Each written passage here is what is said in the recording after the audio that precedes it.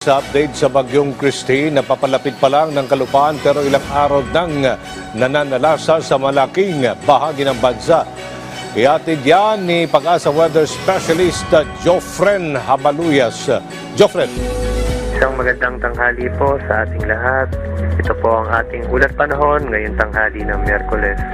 Huli pong namataan ang sentro ng Bagyong Christine kaninang alas 10 ng umaga sa layong 200 kilometers east of Casiguran, Aurora. Sa kasalukuyan, ito po ay kinaklasify pa din natin bilang isang tropical storm na merong takas ng hangin na 85 kilometers per hour at may pagbugso ng hangin na 105 kilometers per hour. Bahagyang bumilis po ang bagyo habang tinatahak nito ang north-northwestward direction. Nakataas po ang Tropical Cyclone Wind Signal number 2 sa Ilocos Norte, Ilocos Sur, La Union, Pangasinan, Apayao, Abra, Kalinga, Mountain Province, Ifugao, Benguet, Cagayan, including Babuyan Islands, Isabela, Quirino, Nueva Vizcaya, Aurora, Nueva Ecija, Bulacan, Tarlac, Pampanga, Zambales, Bataan, Metro Manila, Cavite, Laguna, Rizal, Quezon, including Polillo Islands, Camarines Norte, Camarines Sur, Catanduanes, Albay, and northeastern portion of Sorsogon.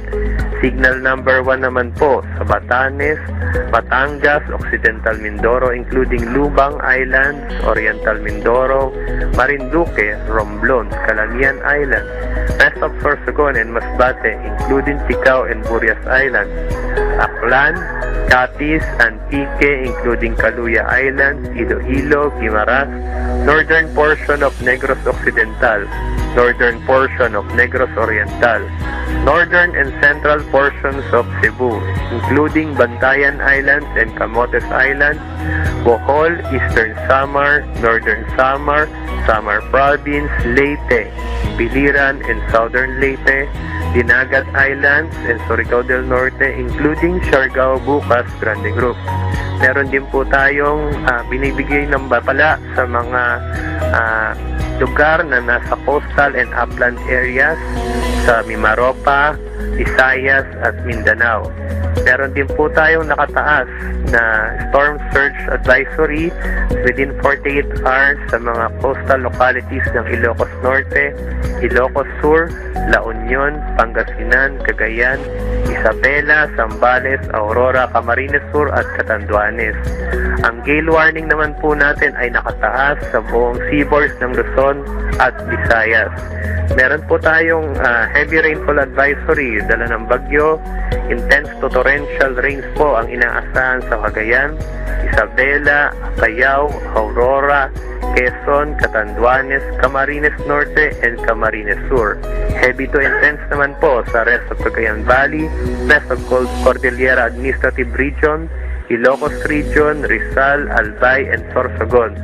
Moderate to heavy sa rest of Central Luzon, rest of Calabarzon, Metro Manila, Occidental Mindoro, Oriental Mindoro, Marinduque, Romblon, Calamian Islands, Masbate, and Northern Samar.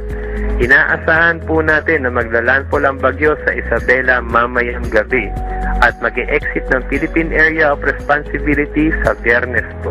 Kaya po dito, inaabisuhan po natin ang ating mga kababayan na maghanda sa malakas na hangin at pag-ulan na maaaring magresulta sa pagbaha at pagguho ng lupa.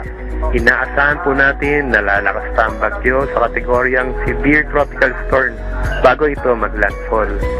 Ang susunod po na Tropical Cyclone Bulletin na i-issue ng Pag-asa ay mamayang alas 2 ng hapon. So, ine-expect po ba natin na ihina ang bagyo? Opo, ihina po ang bagyo kapag ito po ay nasa landmass na. Mababa po ang tsansa sa ngayon na magkaroon pa po ng kasunod po ng Bagyong Christine. Ito po ang ating dam update.